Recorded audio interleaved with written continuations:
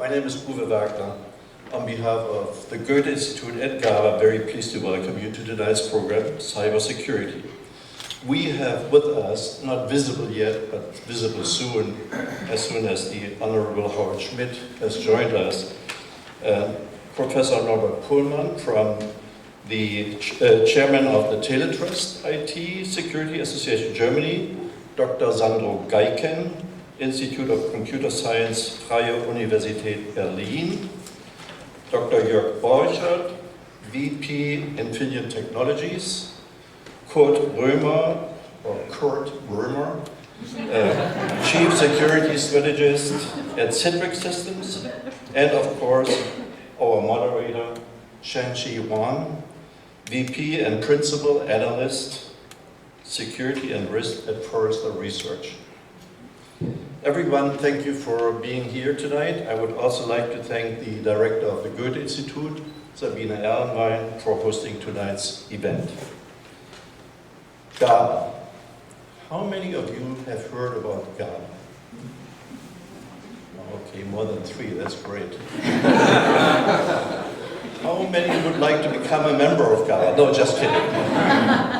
At the end of the night, I'm sure we will have more memberships, because you will like what you hear tonight. And I promise you, we are doing many of those exciting events in many different industries, but I'm going to talk about this in a minute. GABA stands for German American Business Association. It's a member-supported non-profit organization, which translates into "we need your money," dedicated to innovation and economic vitality. GABA promotes transatlantic knowledge sharing and networking among German, American, and California business and tech communities, with chapters in Munich, Berlin, Southern California, and of course here in the Silicon Valley and San Francisco. GABA is organized in 10 industry groups, ranging from automotive to clean tech, life sciences, media entertainment, and 6 more. I personally am the co-chair of the software group, and if you go to our website, you will find the complete list of industries we're covering. GABA offers both corporate and individual, here we talk about memberships again, corporate and individual memberships, and a calendar of high-quality events. For more details, please check your printed programs, which should have been on your chair. Information is also available tonight at our tables outside the room or up there. Now it is my pleasure to introduce our moderator, Shan-Chi Wang. Dr. Wang is Vice President and Principal Analyst at Forrester Research. She covers privacy, cloud security, and mobile security topics. Dr. Wang is the research lead on the Forrester Privacy Heat Map project, an extensive study of over 50 privacy regulations around the world. Prior to joining Forrester, Shan-Chi was an associate professor at Carnegie Mellon University. At CMU, Shan-Chi led a number of large research projects. In addition, Shan-Chi conducted consultative projects for the Federal Trade Commission, HP Labs, Lucent, and a number of venture capitalist companies. Shan-Chi is a frequent keynote speaker in research and industry conferences and events, and is frequently quoted in publications such as New York Times, Bloomberg, and Forbes Online. Earlier in her career, Shan-Chi had one of the first research associate positions at Citibank's Corporate Information Security Office and the very first CISO designation in the country. Shan-Chi holds a PhD in computer science from the University in Virginia. She is certainly very qualified to lead our discussion tonight, and we are thrilled to have her with us. Please give a warm welcome to Dr. Wang.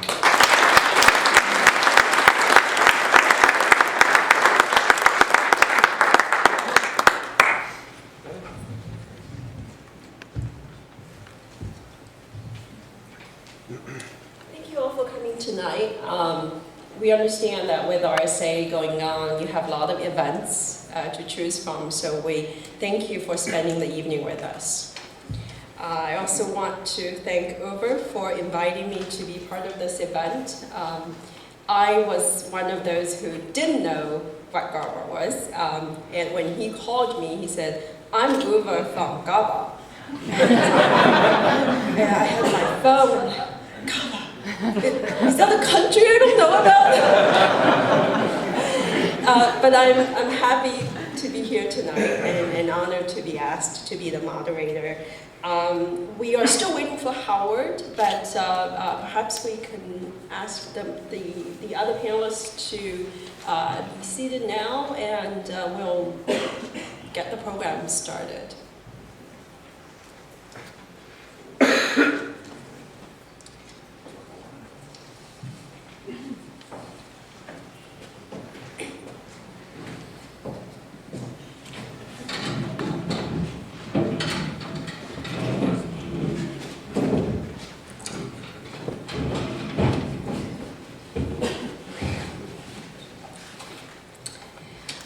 So as Uwe mentioned earlier, he had briefly introduced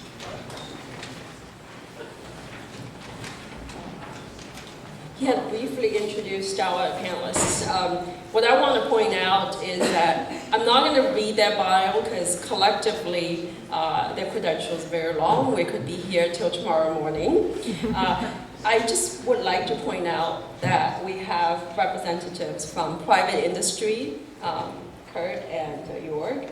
We've got academics, Sandro and Norbert. And with Howard joining us, we'll have representative from the government and policy-making role. With diverse backgrounds they have, but common interest in cybersecurity. And this is what we're going to discuss tonight, and hopefully we'll have a very interactive discussion with all of you. I'm going to open up the panel with each one of them introduce their role and their affiliation and their view on cybersecurity briefly. But before we do that, I would like to ask the audience, do we have any member of press and media present today? Okay, thank you. We just would like to know, that's all. It doesn't change the discussion, but we just, thank you. I am taking notes. Fair enough. Okay, so I will start with Norbert, and please take no more than 2 minutes. Introduce yourself, your role, and your view on cybersecurity and the state of threat. Okay. Yeah, so my name is Norbert Pohlmann. I'm professor in the Computer Science Department for Distributed Systems and Information Security, and I'm director of the Institute for Internet Security at the University of Applied Science Gelsenkirchen. In addition to that, I'm chairman of the board of the IT security association TeleTrusT. At the university, we do research in the area of internet early warning systems, internet situation awareness. We have a very new interesting project. It's called Key Figure Systems for the Internet. Trusted IT systems, trusted computing is another research project. And additionally, we do research in the area of botnet detection, mobile security, and ID management. And in this area, we were also part of the German ID card. So we do a lot of interested projects or up-to-date projects. So if I evaluate the cybersecurity situation today, and then wait a minute.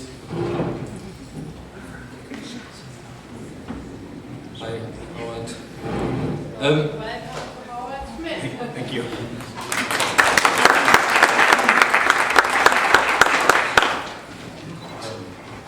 So I would evaluate the cybersecurity situation today, and at the moment we have to see that attackers are always able to find new vulnerabilities they can do advantage of, and if we see the challenge we face in the field of threat potential, then what we have too many vulnerabilities in software.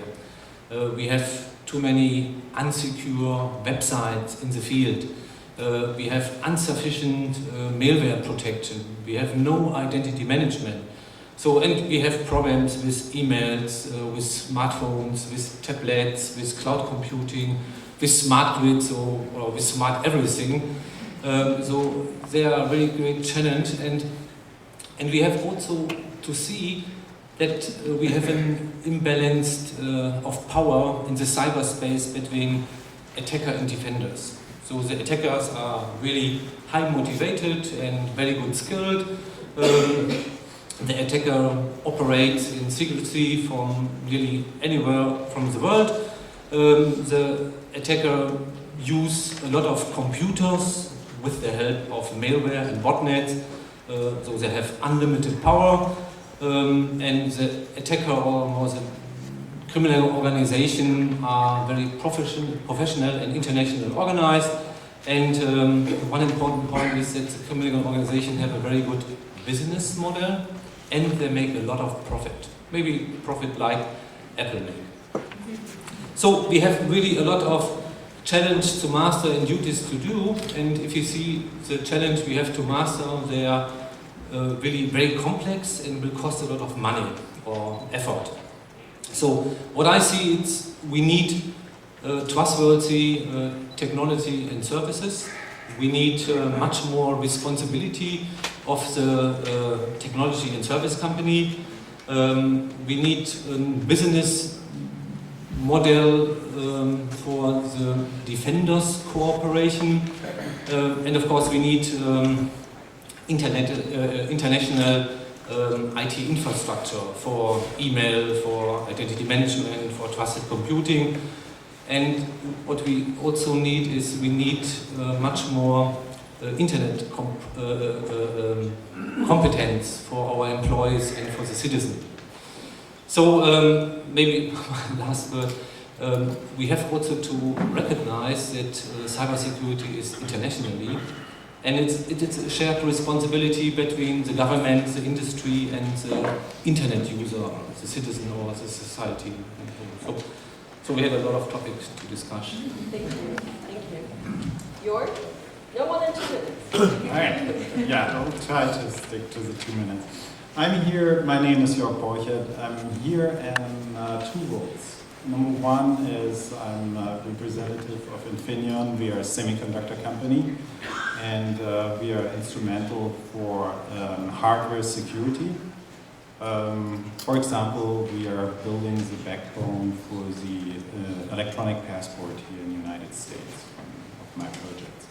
On the second side, I'm representing here as the chairman and president the Trusted Computing Group, which is an international standards organization which develops standards around PC systems, embedded systems, server systems to make them more hardened against attacks. What have we seen since the first virus appeared? Since the first virus appeared 40 years ago, with the definition of ARPANET, the predecessor of the internet. The attacks went further and further down. We are going from all the things from applications now down to hardware. They're getting much more advanced, and that's the state of the union from my perspective right now. So I hope I kept the 2 minutes. Thank you. Kurt? Hello, I'm Kurt Roemer with Citrix. I'm Chief Security Strategist and a member of our CTO office, and I'm responsible for the security, compliance, and privacy of our products globally. One of the things that I want to start with is to say security is horribly broken. We can all recognize that. We need to do something about it. I'm really tired about talking about advanced persistent threat. I want to talk about advanced persistent security. So let's get to talking about the solutions. We can't give up and say the bad guys have won. We can't let them win. We need to think differently, and we need to do the things that help to make sure that the US, Germany, the rest of the world working together can move beyond a lot of these barricades that are there today. If you take a look at why we have these issues in security, it's because there's a lot of trends that have not been recognized and accounted for. Take a look at things like consumerization, where people are bringing in their own devices, their own tablets, consumer-grade devices.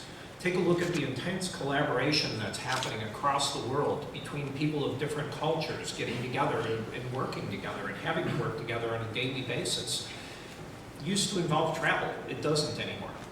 And then take a look at the next big wave, and you know what I'm talking about, cloud computing. When you take a look at all of these put together, we have had a fundamental shift in how computing and how security really needs to be managed and handled. The architectures that have been in place for decades, though, don't address this. And so what we need to do is step back and stop thinking about security and start thinking about information protection. How can we protect the things that matter the most?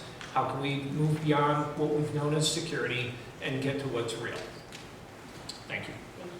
Thank you. Howard, we're asking the panelists to introduce, certainly everybody knows you, but your role, your affiliation, and your view of the state of cybersecurity. Well, it's clear I didn't get the memo on the entire for tonight. No, but thank you very much. I'm President Obama's cybersecurity coordinator and special assistant to the president. My role is to coordinate the U.S. policy around cybersecurity, primarily within the U.S. government, also with international partners, which is why it's such an honor to be here. We deal with everything from end users and consumers and small businesses all the way up to and including the nation state threats. We see in some cases rogue nations, others cases organized efforts within various nations that would affect our ICT infrastructure, not only in the US, but around the world. So that's my role. As far as my colleagues and the comments they made before, I think the easiest thing for me is to say yes, what they said. But I'd like to add a couple other things to clarify some, at least our perspective. One, the vast majority of successful intrusions into ICT systems, and use the concern about the advanced persistent threat. I don't know that I think all of us agree that it's advanced. It's persistent, it's a threat, it's determined, but what we see is exploiting the vulnerabilities that Norbert had discussed that we've known about for years. I think back to the first viruses and the issues we looked at, the buffer overruns, and the technology that in the early days was just being used by system administrators to be able to do work on their systems that they may not have permission to in the early days. So this is exploding. So by just doing what we call good cyber hygiene, we can probably deal with a lot of the issues we deal with today and actually bring the level up. The second quick point in my 2 minutes or less that I'd like to bring up, and that's sort of the next generation. You mentioned tablets, mobile devices, cloud computing. All the cloud computing specifically, I think we have a better opportunity now in designing cloud computing to be more secure. And it's when people would come to me as a security person and say, cloud computing, that's bad, that's scary, it's going to create new threats. And I look at the opposite. This is our opportunity to build the next generation. And with the cloud computing, and my final comment is look at the mobile environment. I would imagine, as the meeting I just came from, it was not a party, it was a meeting, that I don't know how many people were walking around with a mobile device, checking email, communicating, logging into their airlines, booking their flight for the next day. And so if we're going to extend the cloud, which is what we exist really now, to back to the mobile devices, we should start thinking about the three pieces of the mobile environment we live in. You have the transmission mechanism, GSM, and the broadband piece of the mobile device. You look at the operating system, which has the same vulnerabilities and the same coding or issues that we've been dealing with for years, but it also has the generation of applications. And I would guess I'm probably one of the worst offenders. I'm guessing I have somewhere of 120 so applications on my mobile device. I use many of them, not all of them, but as we start looking at the mobile environment, as it connects to the cloud, as it gives us the abilities we have today, we have to factor that in the overall environment as well. Thank you very much. Thank you. And Sandro? Hello, I'm Sandro Gaycken from the Freie University in Berlin. I'm a researcher in cybersecurity. I've been growing up with the hacking community in Germany. The Chaos Computer Club might be known to some of you. They kicked me out now because I'm working too closely with the security industry. Yeah, I wrote a few books on cybersecurity, plenty of articles, and I'm doing a lot of government advising as well, on certainly on the German level with Bundestag, the ministries, also on the European level, the G8 level. And I tend to tell the politicians in particular that they should worry more about the sophisticated threat, but that might be a particular European problem as well, because they tend to worry a lot about what's in the news. The stuff that's in the news is mostly anonymous, and credit card theft and customer data theft and so on, and that's annoying, but it's not dangerous in comparison to the other stuff we're seeing as well. So I tend to tell them that they should worry at least a bit more about sophisticated attackers. And when it comes to that and to worrying about sophisticated attackers, the whole cybersecurity story is a little bit different. It goes away from basic protection, basic hygiene, onto more sophisticated and advanced stuff. And you have a whole different set of problems. One problem, for instance, is that the biggest problem to solve around sophisticated attackers is actually the economical question on who's going to pay for that. It's not so much a technical question, because we basically know which kinds of technologies we would need to have high security IT, but it's very expensive. It's expensive to buy them, expensive to implement them, it's expensive to use them, because you have to hire more people and they can't do lists and stuff like that. So that is one important question. And another important question, and this is a little conspiracy between us, because we're thinking of a point that could probably raise some debate among us. And this might be one, because one point I'm also pushing to the policy makers, is that when it comes to sophisticated attackers, the industry is frequently part of the problem, and not so much part of the solution. The IT industry, in particular the IT security industry, pushing threat models which are good for their business, and pushing security models which are frequently even detrimental to security, and that needs clarification. Thank you. So with that, we have very interesting viewpoints, certainly. I'm going to start with a question, then we'll open up to the audience. Kurt had said earlier that he's sick of talking about APTs. I'm sick about talking about APT as well, but this question is going to start with APT, because from there we have an interesting direction to go down to. Certainly APT is in the news a lot. We also see organized hacktivism, the rise of hacktivism. Lots of attacks recently in 2011, if you talk about the RSA attacks, and the subsequent attacks on Lockheed Martin and L3 Communication, the connection is there. And you also look at attacks in Japan for Mitsubishi Heavy Industries and Kawasaki Industries. Both are very advanced government contractors. There's certainly a very organized aspect of these attacks going on. So I want to start with how dangerous really is the threat. We certainly see those in the headlines of press, but for a organization, for a commercial entity, how real is the threat? I'll start with the private industry representatives, and then I'll go to Howard, then I'll go to the researchers. So Kurt and Joerg, one of you start. Sure. The threats are very real, of course. We see them in the press. We have breach notification in several jurisdictions, and we have more visibility into the threats and the results of these threats than we ever had before in many cases. But that doesn't mean that every phishing attack is an APT, and that's one of the problems. APTs are extremely rare, and they are threats that are extremely targeted, and typically the people who are attacked don't know that they are being attacked until they go through it forensically and analyze it later. That's one of the big issues. The attackers are very, very skilled. They know what they're going after. They are very good at profiling. And if you have something that is very substantial, make it very difficult for them to get to it, and make it very visible so that you know that there could be an anomaly. Look for the low-level noise and amplify that signal and see exactly what's going on in the background. So, Joerg, I will follow up with a little twist on the question. So, the threat is real, according to Kurt, but according to my research, we haven't seen visible increase of IT security budget across the industry. So if you can comment on that a little bit. Yeah, here we are coming to the economical side of it. And when you want to try to defend things, it's about investment.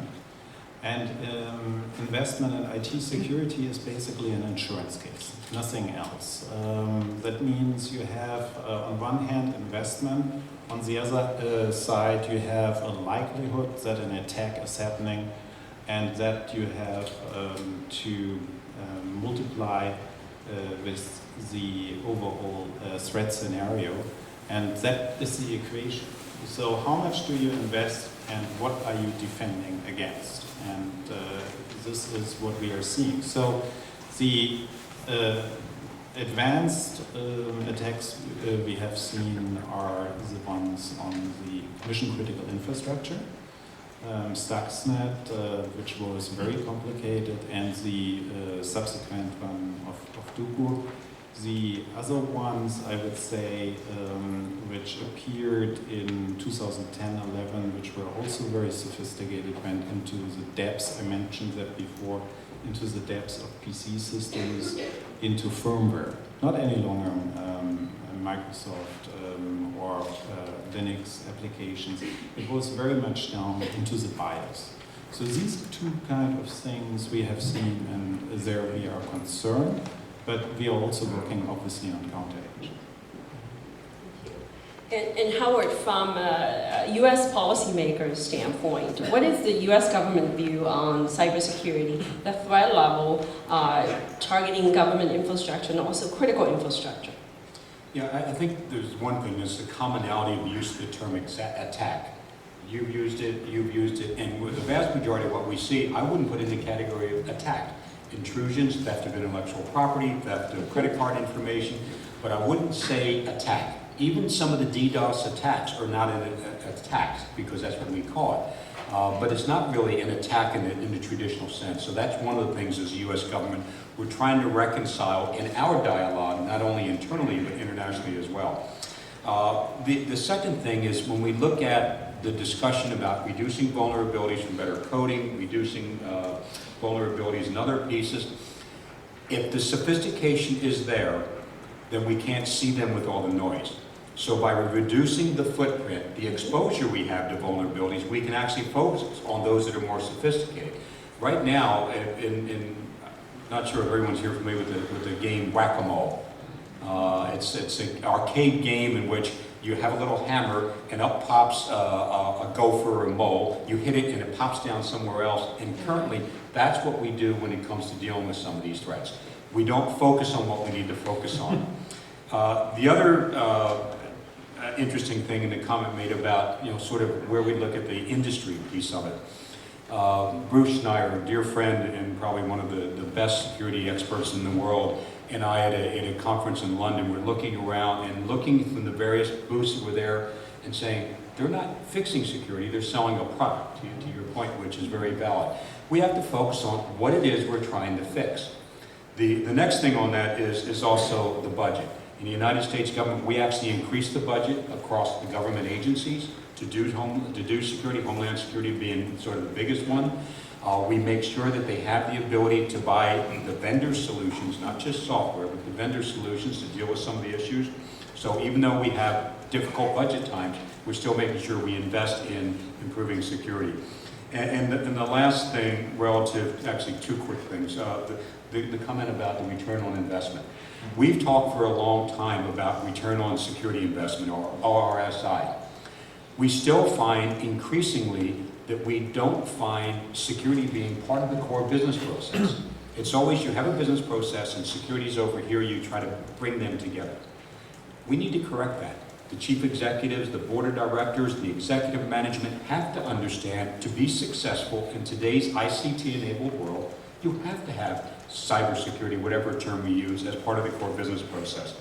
And the last thing on the advance of the firmware, it was almost 20 years ago with the CIH virus, which was passed around by floppy disk, affected the BIOS. It would wipe out your BIOS. So this is not something new, but until recently, we've not seen a lot of change. The technology continues to rely on systems that could be better that we use for our basic operating systems and our basic PCs that we're using today. So just to pick on one point you talked about, attacks are not in the traditional sense of attacks. So are you talking about them being more stealthy or clarification? Yeah, I wouldn't call the vast majority of what we see as attacks.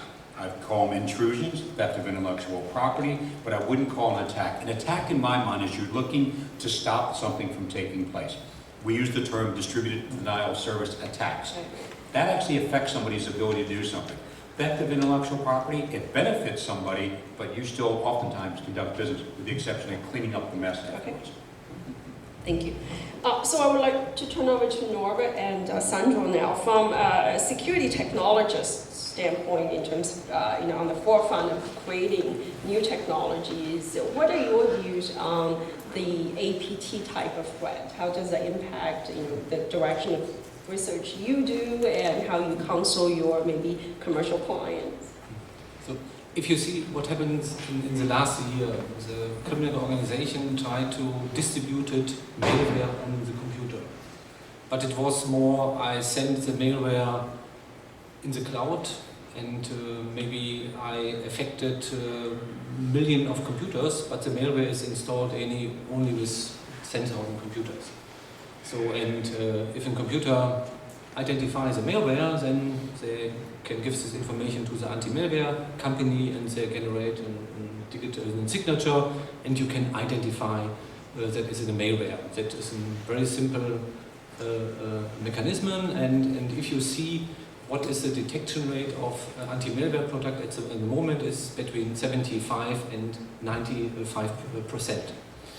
So if you have more targeted attack, then the detection rate goes down to 27%. So if I like to go into the computer from Uwe, it is not really difficult. I know all the vulnerabilities and I can make some experiments. I have a malware and I try it the first time. I have a chance of 27% and I try it the second time and then I'm in. I have my intelligent malware on your computer and I can control your computer. And some years ago, I can control 10,000 computers, but not yours. Maybe, if I'm lucky, then yours. And that's a problem, it is a targeted attack. And it's quite easy, and our technology is not able to protect us in the right way. So we have security mechanism for general attacks, but not for targeted attacks, and we have to change this. Quite easy. Quite easy, he said. So Sandra, tell us how it's done. How are we going to change things? Oh, okay. I wasn't prepared for that question. Well, I mean, managing advanced attackers depends on what you understand as advanced attackers. I mean, most of the attacks we're seeing now are actually not that sophisticated. I have to admit to that, but we do know that some of the sophisticated attackers actually use low-level attacks to exploit the economy as well, because these attackers are just as opportunistic as any attacker, and if they don't have to pull out the silver bullet to hack into Lockheed Martin, because Lockheed Martin cheaps out on its IT security. If they can save the 0 day, they'll save the 0 day. Yeah, they can get it cheap, then they're going to get it cheap. So even if we're seeing a lot of unsophisticated stuff out there, we should assess, or we should consider much of it as sophisticated just by looking at the targets they're going after and by the systematic approach, sometimes tactical approach, which they use to go after these targets. And one thing we're more worried about in Germany, and I think that's the same true for the US, is when it comes to these advanced attackers, not so much critical infrastructures. Critical infrastructures, especially in Germany, and I think from comparison, I heard it's actually better than in the US. We're doing quite okay because we have pretty high standards, and Germans are less reluctant to regulate the industry, so we regulate them really heavy with safety engineering and so on and so forth. And that has given us a head start into this whole security thing, and will continue to be an advantage in the whole security debate as well, because we can simply force them to do things. Critical infrastructures are not that bad off. It's pretty hard when you come down to trying to hack into it and do critical damage and not just break in there and cause a single computer to crash. That's pretty tough stuff. But the thing, and then there's also the motivation question. I mean, who would be interested in doing that? putting up so much money, and certainly activists would be the only kind, more or less the only kind interested, probably terrorists, but they wouldn't be able to do it. So it's not that much of a danger, but the greater danger really comes from the theft of intellectual property, and we're also looking at that from a geostrategic perspective, that probably some of the actors in this field stealing intellectual property on a large scale might follow geostrategic goals, probably in some sort of economic warfare. Some of these actors are looking at timescales, not as we do, within 4 years or something like that, until the next election. But rather within 20, 30 or 50 years, and they're trying to weakening their adversaries and strengthen their own positions, and probably interpreting some of the stuff that's going on in the economic espionage and sabotage section might be relevant for that too.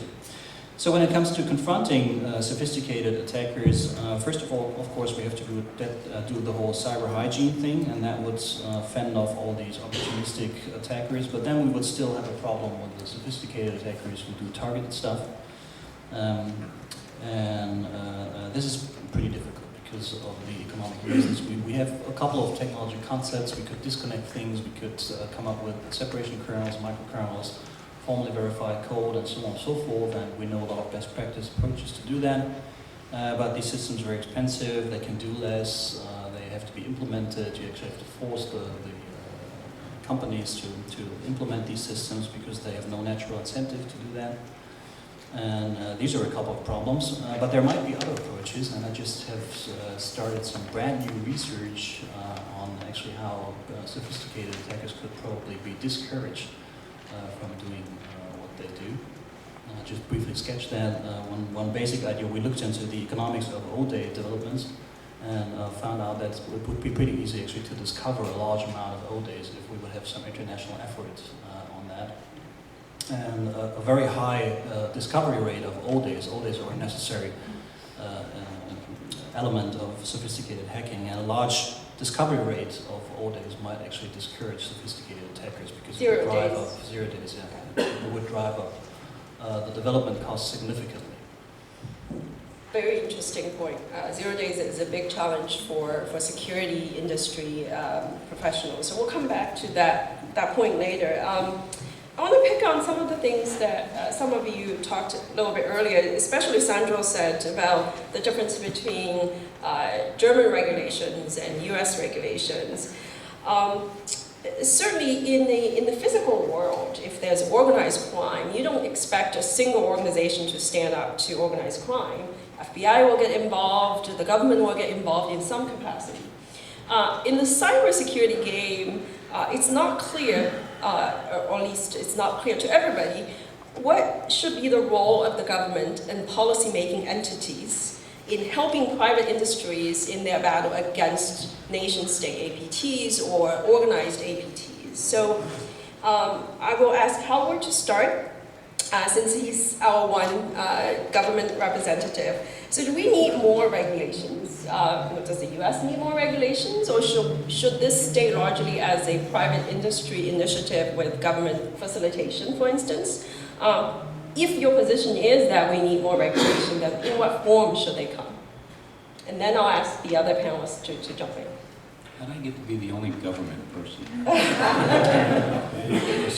So we have proposed about 10 months ago additional regulations or laws within the United States. We deliberated very, very specifically on what are the things we need. We need enhanced penalties, the deterrence piece, because if you would be convicted of hacking, that's one thing. If you are after sophistications such as for critical infrastructure, the price of admission has to be higher if you want to do the criminal activity. So we've asked for new laws and regulations relative to that. Information sharing. The role of government, in many cases, the government has unique information. The intelligence, the law enforcement community has that, and the private sector, the owners and operators of the critical infrastructure, need that information, in many cases, more than the government needs it. So the ability, the regulation we've asked for is the ability to share that information with private sector, but also for private sector to share amongst themselves. We want to give them a path to share with the government so we have better situation awareness, but not require it, but give the companies the ability to work together to solve some of the issues we deal with. The other thing we've asked for, and it's specifically about government systems, to make sure we treat U.S. government systems and the civilian government as a single enterprise. Anyone that worked in or run a large enterprise, particularly that has multinational, it seems the people in Japan sort of own their own enterprise, the Canadians do another one, the ones in Europe does another one, but we've learned to treat that as a single enterprise, to enhance security. So that's another piece of the legislation. The regulatory piece that I think is most controversial, and I find it interesting coming from a business background, where we have offered as proposed legislation that private industry have after discussion with the Homeland Security and industry standard setting bodies, to say, here's what we're doing in cybersecurity. If you're doing industry best practices, you're implementing the things that we've all talked about that involves investment into bringing up the level of security for a very narrow part of critical infrastructure, then that's fine. The government says, do this.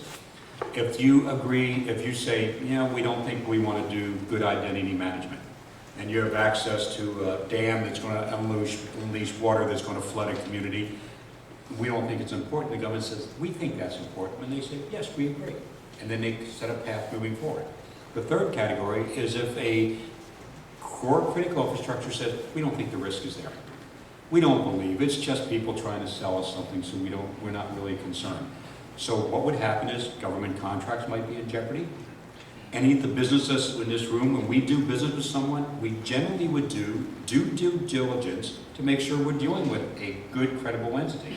But if they're not going to do basic cybersecurity, which is what we're asking, I don't know that we as a business would want to do with them, let alone a government. And the third thing, and this is somewhat unique to the U.S. system, and that's the lawsuits. I think the U.S. is known as having more lawyers than I think anything else, definitely more than security professionals. And if you're not willing to do security, then your customers may say, yeah, I think I'm going to take you to court and get my money back and pay and make you pay for this.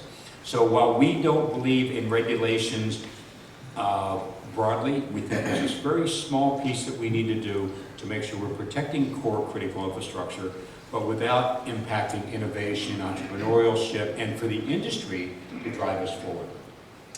So Howard, for the benefit of the audience, can you give the name of the legislation that's being proposed? Yeah, it's a Senate bill, and I think it's 2105 is the number, if I remember it correctly. But we have it on the White House website, so you can go to my blog and not only hear about it, but what I've written about it, but also a link directly to the legislation. Great, thank you. Now I'm going to ask the panelists as representatives of private industries, of academic institutions, what do you think the government should do? Your view of what Howard should do. So anybody jump in? I would say one other big aspect that we all need from a regulatory perspective is more coordination. We need more coordination between regulations, between countries, between regions, so that we can all normalize it, we can understand it, and we're not dealing with each individual entity in each individual state separately, oftentimes with conflicting regulations. That's one of the more difficult aspects. There are tremendously great regulations out there that will help to make us secure. There are some that might be a little questionable, but it's when you have to deal with so many that are conflicting. That's where this call for coordination really will be helpful, especially between the U.S. and Europe. There's I actually looked up the statistics. There's over 140,000 regulatory announcements last year alone around the world. So. Just one, I apologize to interrupt, but that's very important because that is one piece of our legislation. In the United States, we have 47 states that have enacted some sort of data breach notification. And anyone that has ever received that letter that says, we believe your data might have been compromised, or we think it might have been, but we're not sure, or it was, and all those confusing things, what we're trying to do is harmonize that with the United States. We have a federal requirement that gives us as consumers a clear understanding of what our rights are as citizens, but also so companies can build to a single framework. So thank you, Kurt. I apologize. I didn't mean that. Yeah, that's really important. There's only, I think, 4 states now don't have notification laws. If you're a multi-state company, it's complying with multiple laws is also complex. So I'll ask our German representatives to jump in and talk about the difference between German approach from the regulatory and policy making standpoint as you understand it, and perhaps commenting on the difference between that and the US approach. So I'll start with you, Norbert. Yeah. So I will answer not this question. Because Not this question. I think nobody really likes regulations, and but I really believe what we need is responsibility. And I think what we see at the moment, all the big companies like Google, Facebook, and Apple, they say or they tell us what we need, and it's a manufacturer-driven market. But at the end, they take no responsibility. And what we need is product responsibility, like in the car branch. So if you see in car manufacturer, they work together with thousands of sub-suppliers and take the responsibility for the whole car. If I have a problem, I have one contact person and they will fix my problem. And the car industry checks the cars on a regular basis, and if there's a problem, then there's a callback campaign. And so if you came to the product responsibility, then the company can better fit the software with the hardware and can really produce trustworthy product services. And so I really believe product responsibility is a key issue, and can be convinced the companies to offer us this, and we have much less problems. And I would add it, we also need responsibility for the employees and the citizen. So it's about internet competence.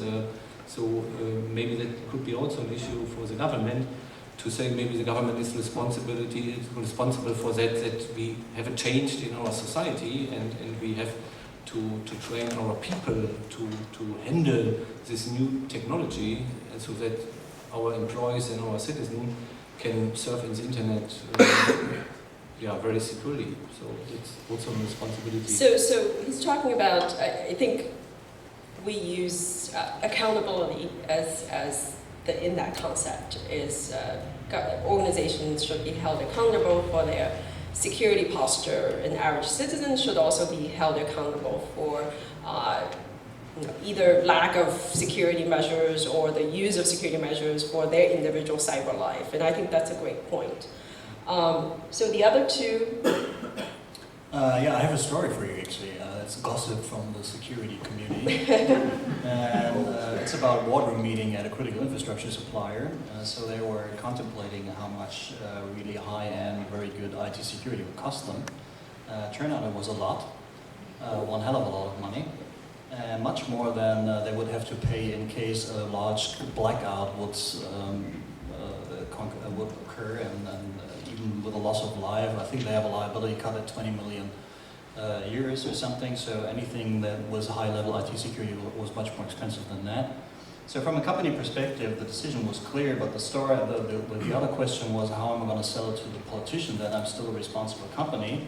So what they did was they decided to send hordes and hordes of lobbyists around, give politicians the tech talk they wouldn't understand, and invent a very cheap IT forensics unit in their own company from people they basically hired before, and they just renamed them, and then hope that the whole story will be out of the media in the next 3-4 years, and politicians have to worry about different things. So this is that a German company? That's a European company. You don't really have German critical infrastructure suppliers anymore. That's a European company.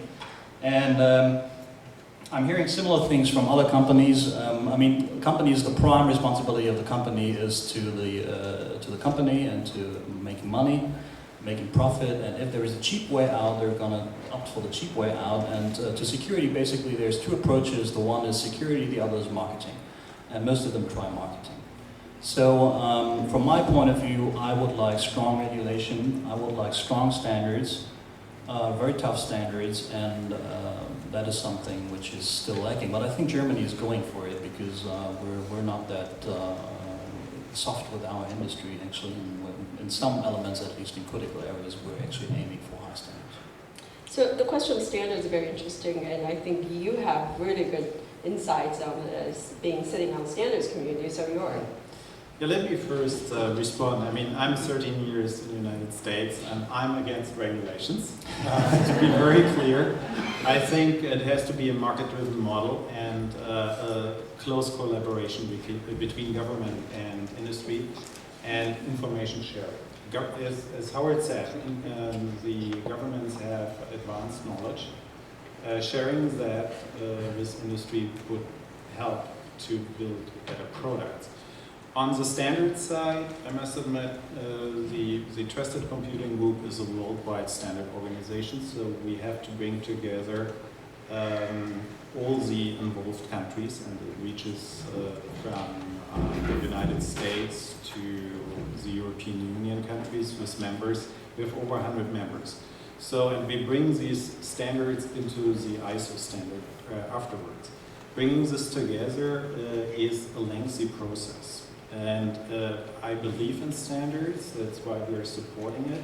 Sometimes I would love that these are moving faster, but we have to agree on an international level regarding crypto algorithms and other specific topics which are very influenced by governments. So we have to walk the pace what governments are influencing us. So we cannot be as fast as we like to be. We cannot be as fast as we like to be, but your standpoint is that we should go with a free market model versus having any kind of government regulation. Now, it's well known that in the free market research, in economics-based research, when the incentive model that doesn't align with the free market model, you have a mismatch in the sense that you don't get the full benefit of free market model. So my personal views in the computer security industry today, we don't yet have the incentive structures aligned fully with free market model. So I'm actually in the position that I think certain level of government regulation is actually very good for the computer security industry. It's good for average citizen as well. With that comment, I want to ask the audience, you've been sitting through a few questions, and the one that we just talked about, the role of policymakers and regulations in the state of cybersecurity. What's your view on the subject? We've got experts on the panel, we've got government representative on the panel, so ask them questions as a, whatever your role is, average citizen or your computer security experts from your company or journalist. So please, anybody have, yes. So let's give a mic, maybe. And when you ask a question, if you can state your name and your affiliation, that'll help us.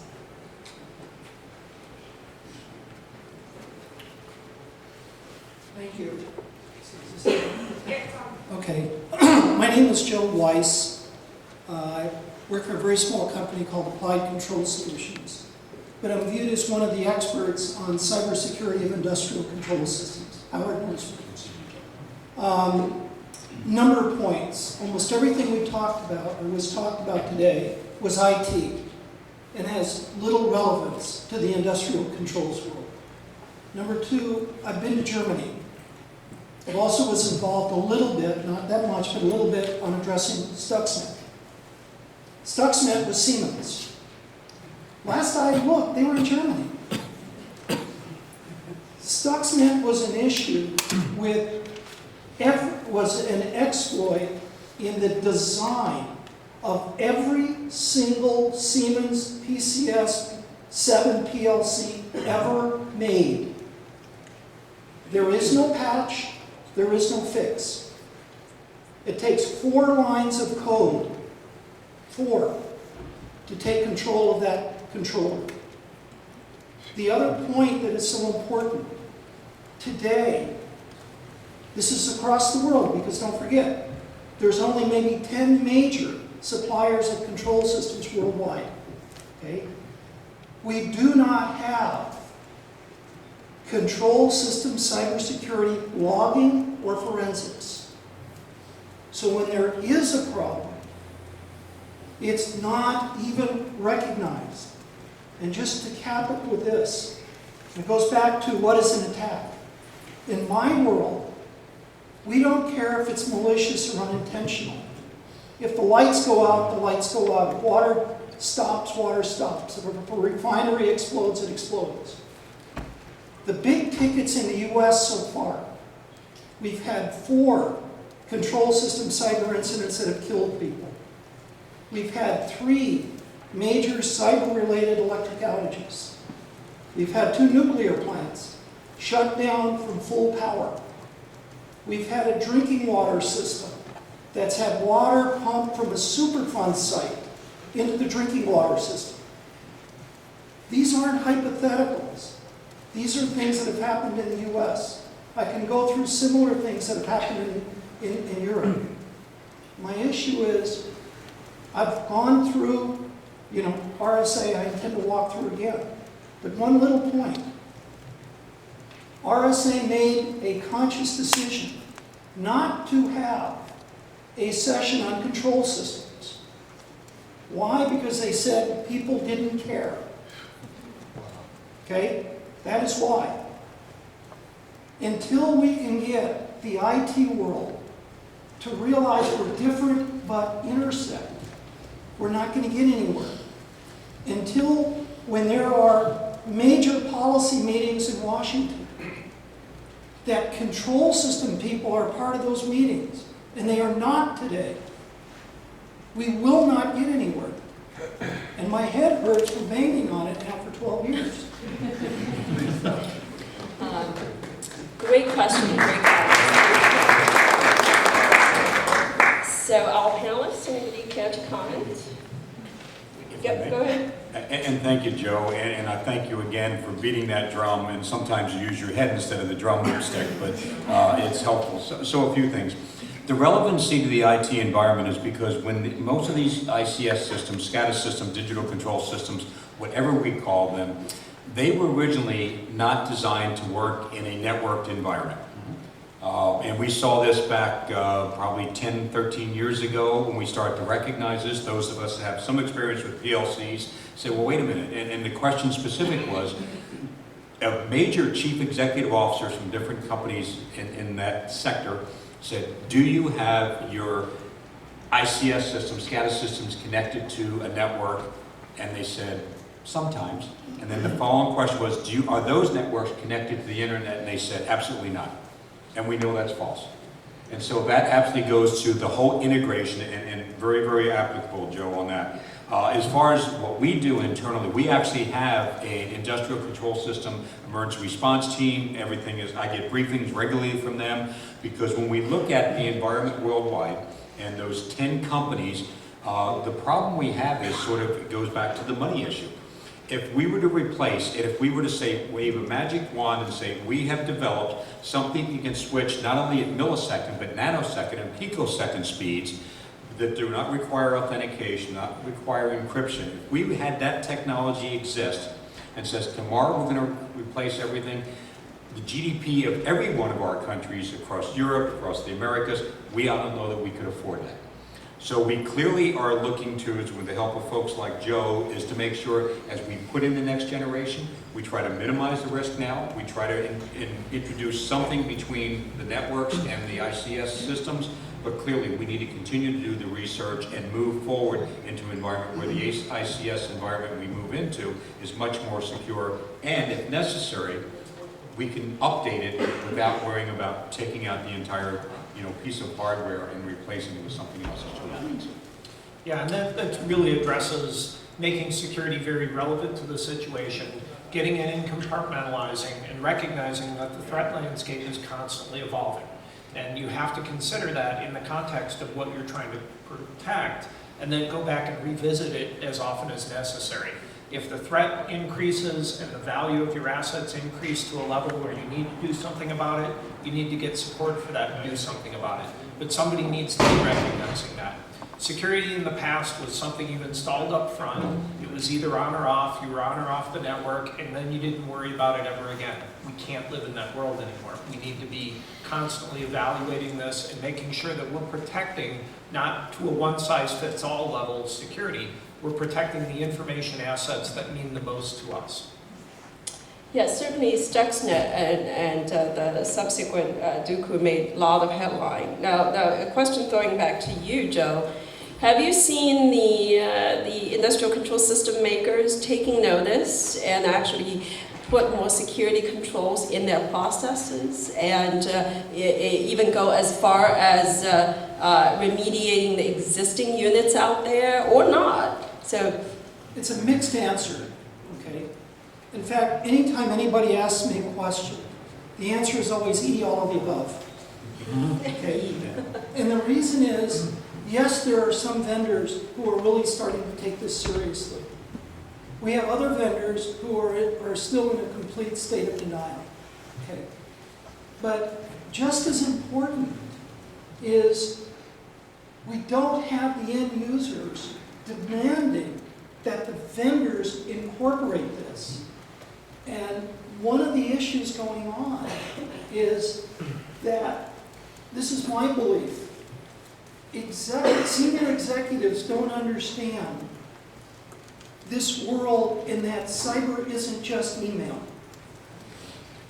And so what happens is, you know, a utility will spend a fortune to meet Sarbanes-Oxley and everything else on their business side.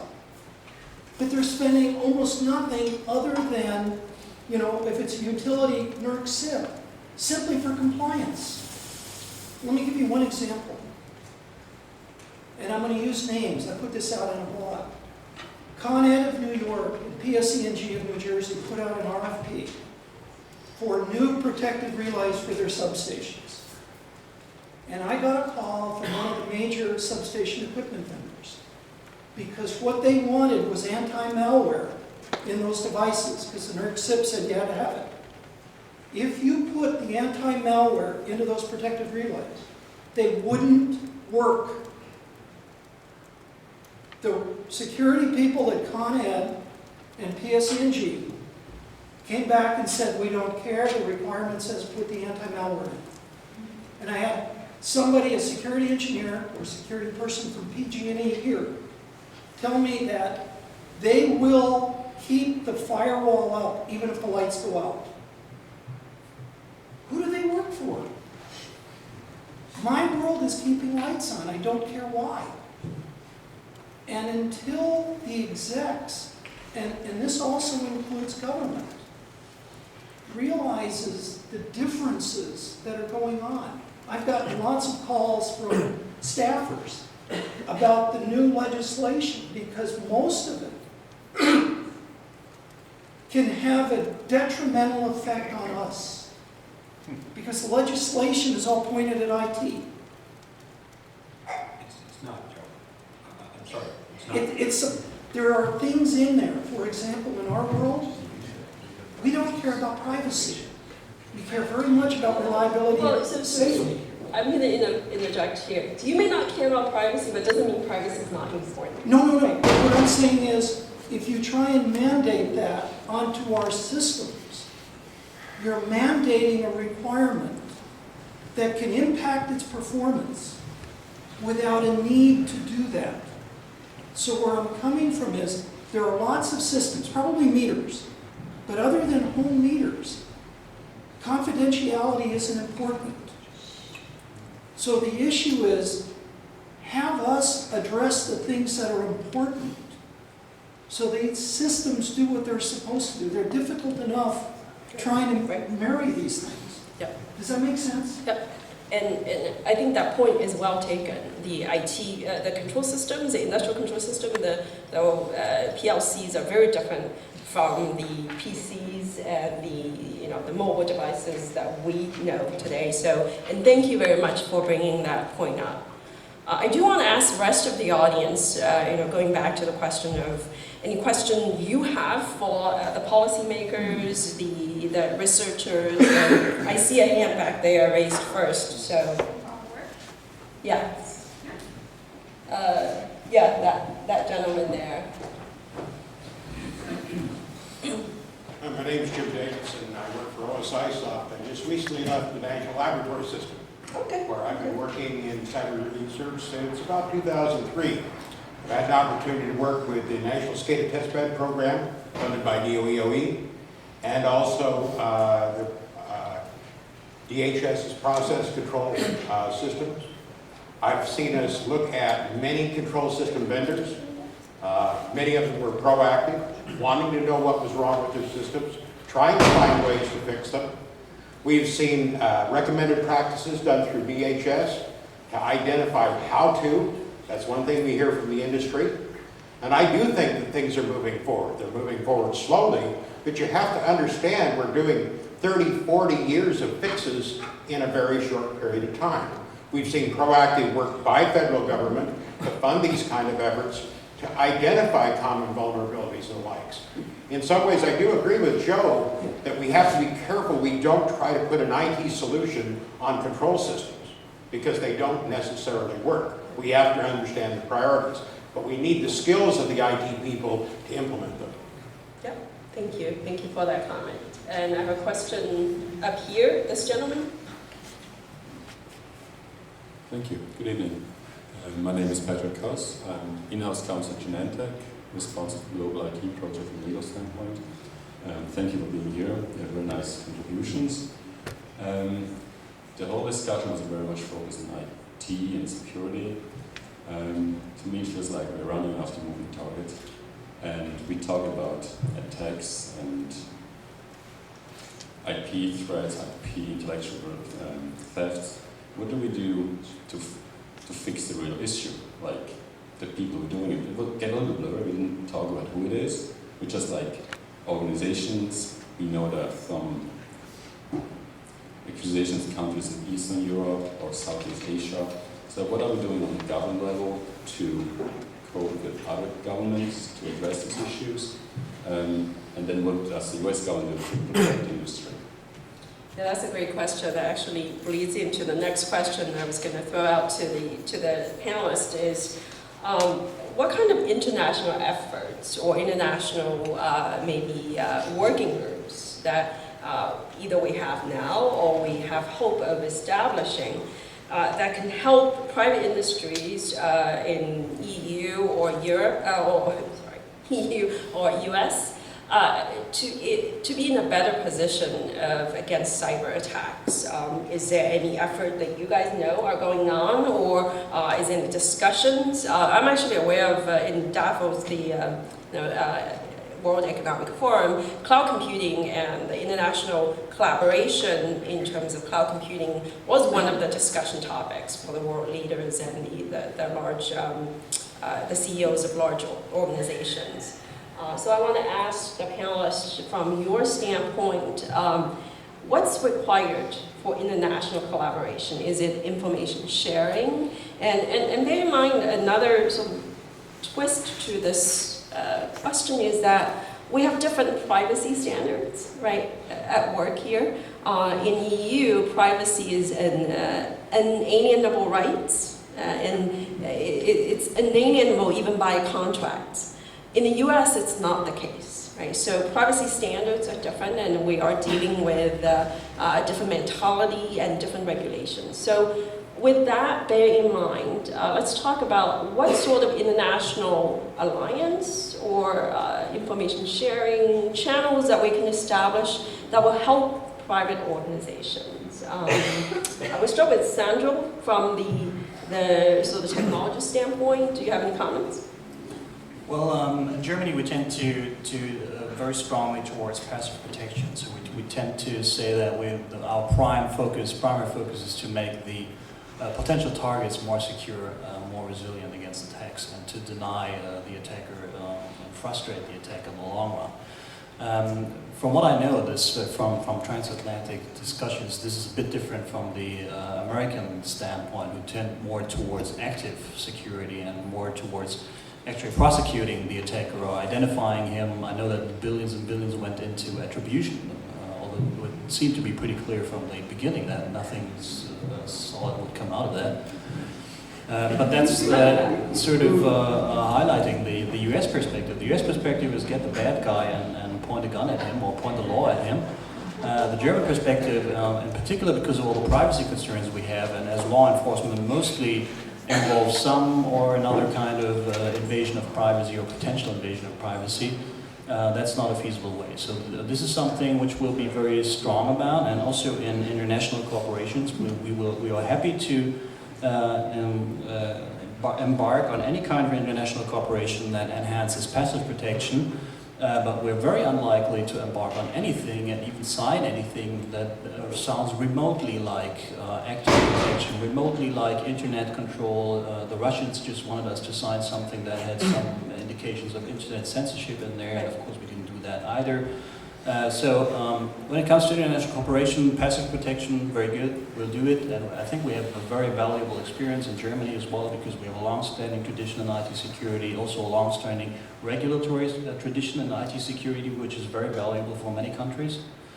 But anything else, I don't think we're going to do it. Because if you're the politician who actually signs that thing, it's quite likely you're not going to be elected again. That's quite a strong statement. So Howard, coming from the government standpoint. Yeah, and I think, and many of you recognize this, it's a full suite of things that you can do. There's the build the resilience, build the walls up so high it's less likely they're getting over. It's accountability to make sure that the cyber criminals are doing these things. We've had Southeast European cybercrime working groups. We have worked with the Russian Federation. We have worked through Interpol and bringing all these things together. And many of those anchored around the Budapest Cybercrime Convention, which now is 10 years old, a little more than 10 years old. So while arresting people and putting people in jail is one part of deterrence, it clearly is not the only solution.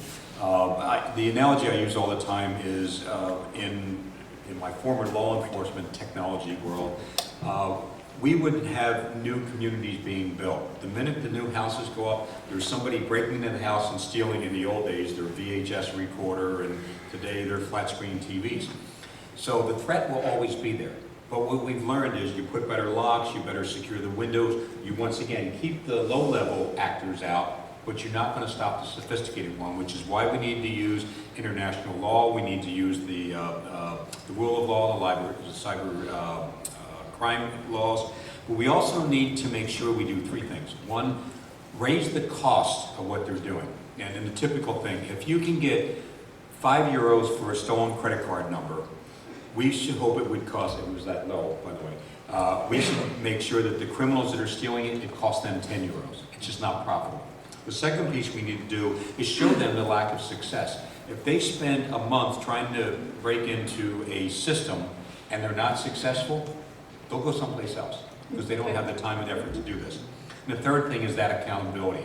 For those that we successfully find doing these things, hold them accountable, whether they're prosecuted in Germany, whether they're prosecuted in the US, the Russian Federation, Thailand, as long as they're held accountable, that word gets out. And I've seen in some of the internal things where they say, oh, I don't want to go after them anymore. They will report to law enforcement, they will hunt you down, and they will put you in jail. That's a good message. So that's certainly the government perspective, talking about the international conventions, the cybercrime convention as an example. The rest of panelists, any comments to add from maybe, standards community certainly is international, not just contained within the country. Any viewpoints from there? Let me first say, as an international corporation, we're basically acting worldwide. First of all, eat the cake you bake. That means we deploy actively things like encrypted computer, hard disk, and so on, to raise this level, to make the bar higher. And secondly, when it comes to topics like IP protection, you try to separate things really from the internet, second topic, and you are very carefully looking where you disclose your IP on it, because today we are a knowledge country, nothing else. So these are the three things we take this very seriously. Then on the standards perspective, as I said, it's a lengthy process. We don't keep up so much, but I have one hope also for Joe. Embedded systems are in the focus these days, not only for SCADA systems. We have other systems, embedded systems, especially when we are thinking of the automotive industry, going into assisted drives and so on. So we have to secure these kind of systems as well. So from a trusted computing perspective, we founded an embedded systems group to attack these kind of work items. And in the embedded world, it's much more complex than in the IT world we discovered. It's a very, embedded system security is actually very interesting. Years ago, when I was a faculty member at CMU, we did a project with GM looking at the future of embedded smart car security. And the type of things they want to do is, that was 5-6 years ago. The type of things they want to do is frightening, right? So much beyond telematics. They want to have not only internet connectivity to vehicles, but remote control capabilities. So think about today, if your car has a software defect and the manufacturer sends you a notice in the mail, said, take it to your nearest dealer and they'll upgrade it for you, right? And the manufacturer, they pay money for the dealership for every car they update, right? What if they can do it while your car is parked in your garage, right? Remotely update software. They can save tons of money. So are they sure that the car is parked in the garage when they're updating my software? What if my car is moving, right? And also talking about assisted driving or remote speed control zones. You can floor your gas pedal, you just won't go beyond 60 miles an hour. That's a reality. That's doable today, by the way. So those kind of things are very interesting. So, sorry, Sandro, you have a comment to add? I have a little comment. Sure, brief comment. Another interesting question to ask around all of this is actually, why do so many things have to be smart in the first place? If we have significant security... the reason of saving money, right? Not yeah, taking but I mean, I know in many cases from the industry where actually things have been smart just for progress as such, and then because the actual efficiency was raised by some 0.00% or something like that, which is good for the company, a good enough reason to do that, but if at the same time the security ramifications go up very highly and there's a lot of security concerns which cannot be really answered or solved, then it's probably not worth going there. And I think a lot of the smart stuff we're seeing is within that realm of having some 0.something% efficiency at the cost of security. And the embedded system guys are very cost conscientious. If by putting security mechanism in their cars or in their chips will raise actually this is an actual quote, will raise the car price 5 cents, more than 5 cents, forget it. They can't do it. So anyway, a question? My name is Jim Ozer. I'm a U.S. citizen, and I've also worked in Germany. I'm a computer programmer. I was wondering what you thought about electronic voting versus paper ballots. How do we verify that elections in the United States and Germany and other countries of the world where we're promoting free elections are actually fair elections? I don't know. Is this too late to open that can of worms? Well, we have to honor that question. I think we'll ask. Well, you've had other opportunities. So I'm going to ask Kurt to jump in. Do you have a comment? Yeah, when you take a look at electronic voting, it really does open up voting to many individuals that otherwise would not be able to participate because it was inconvenient. So there's a real positive benefit to it. Of course, like anything else that's connected to the internet, it can be used for evil purposes too. We have to balance it out and make sure that the risk and the threats are appropriately balanced so that you are achieving the intended objectives. It's not about it being 100% secure because it never will be, but it's just making sure that the benefit greatly outweighs the risks.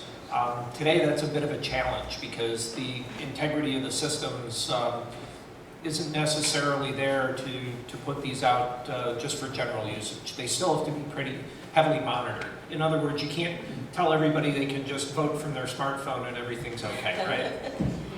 iPhone voting, that's yeah. That would be the goal. Question?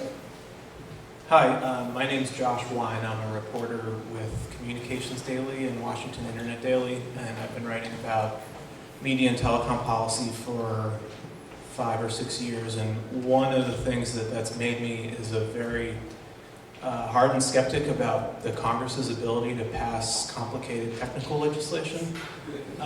So I guess I wonder, and maybe this is a question mainly for Howard Schmidt, what are really the prospects of these bills becoming law in the near future, especially given the presidential election this year? What kind of time frame are we looking at? Yeah, and I appreciate it. And I presume you mean Washington, D.C., not the real Washington. That's where I live.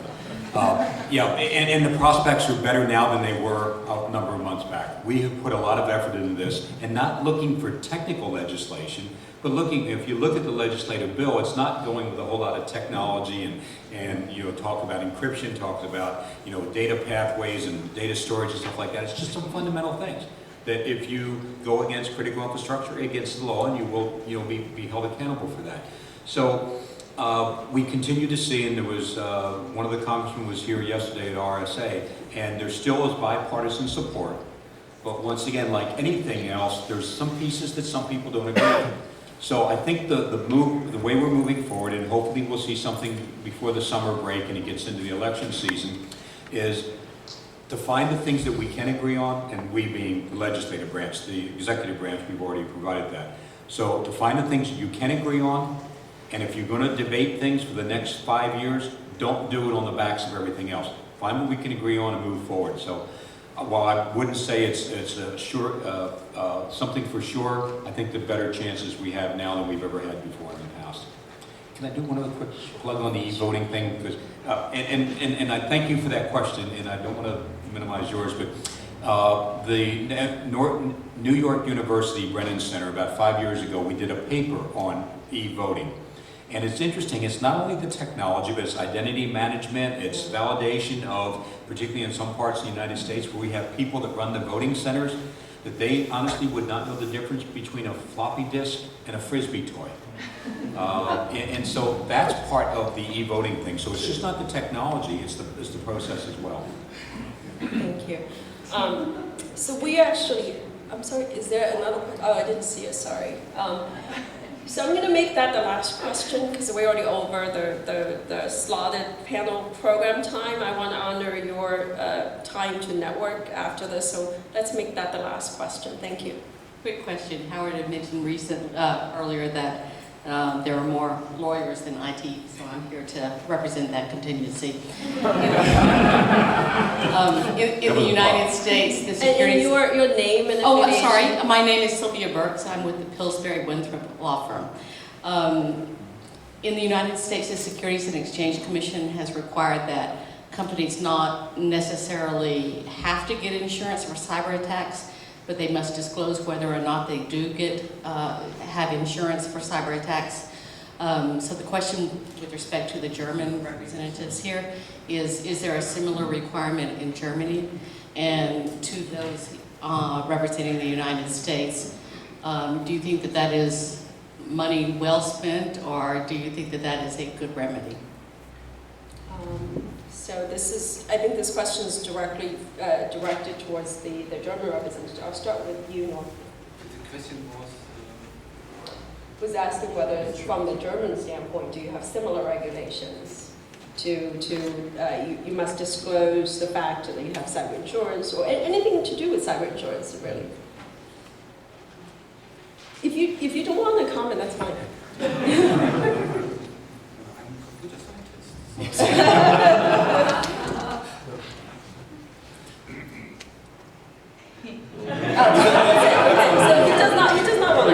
I have to ask our CFO. I mean, we're the German publicly traded company, so we're hopefully compliant in all aspects to the law. So I must admit, cannot answer that. Oh, okay, so we have a counsel in the audience who is actually qualified to answer this question, so please. Well, I'm not sure what the first statement you made. It's only a proposal from the SEC, it's not a strict requirement. It's a guideline. It just passed through. Well, it gives some ideas what a public traded company has to make aware for the investors so they can make proper investment or not. In Europe, we don't have any regulation like this. There are discussions about it, but in Switzerland, for instance, or in Germany, there's nothing similar to this. Thank you very much. So with that, I'm going to ask each of the panelists just use 1 or 2 sentences to capture, the end of tonight and what you think of the discussion and how you think we should move forward. Norbert. Okay. As I mentioned, we have a lot of challenge. We have a lot of challenge to master, and but if you see, we have 2012, and we still use password as a tool for authentication. And for years, we have concepts, we have technology available to make a real secure ID management, and we have all the federation concept and all the trust models, and so we should start with such concept and to do it internationally, and that is a wish. So that is a very easy way and nothing new. We have to do it. Better identity management. Joerg. Yes. The important thing is we have a lot of pieces in place, at least on the IT security side. We have to use it, bring it together as systems. And I'm pretty confident that we will have a better chance to make things more secure. And these pieces are developed in standard groups by the industry, but we have to have also the procurement requirements, either by the government or from the usage, basically. Optimist. Good. Kurt. I would leave you with 2 words, and those 2 words are question security. And if you don't like the answer that you see coming back, do something about it. And remember that what we do about it involves people, process, and technology. This is not just a technology problem. So help be part of the solution. Thank you. Thank you. Howard? Thank you. 2 things. One, I'd like to thank the Consulate General again for being such a great representative of the German government here on the West Coast, all the way up to Alaska. Great fishing, by the way. And for enabling this group to come together. The second thing is we've seen this is very complicated. E-voting, industrial control systems, we see legislative, we see regulations. But I think we have a unique opportunity for each one of us to do our part to secure our part of cyberspace. Wherever our responsibility lies, this is part of a system. It's an ecosystem. Norbert talked about identity management. We're looking to create an ecosystem for that. So many of these things are interconnected. None of us control all of it, but we can control our part of it, and that's where we need to move forward. Thank you. Great. Sandro? Yeah, I'm the last one, so everything has been said, basically. You get last word of the evening. Sure, I mean, basic protection is important. We should get that going. We basically know how to do that. We're just not doing it, and we should get ahead of that. And we should also try to tackle the more advanced stuff, but for that we would probably need more policymakers like Howard who are actually competent in doing what they're doing. And that's a different question in Germany in many respects. And it's not their fault, they're not supposed to be computer scientists. But the problem is that they're surrounded by lobbyists, and from a science perspective, that's a problem we have in the computer science area in particular. That I can just quote a Turing Award winner, Butler Lamson, who was just a few weeks ago said it's hopeless. He's giving up on government consulting. They're never listening to him because there's 10 lobbyists following after him, telling a completely different story.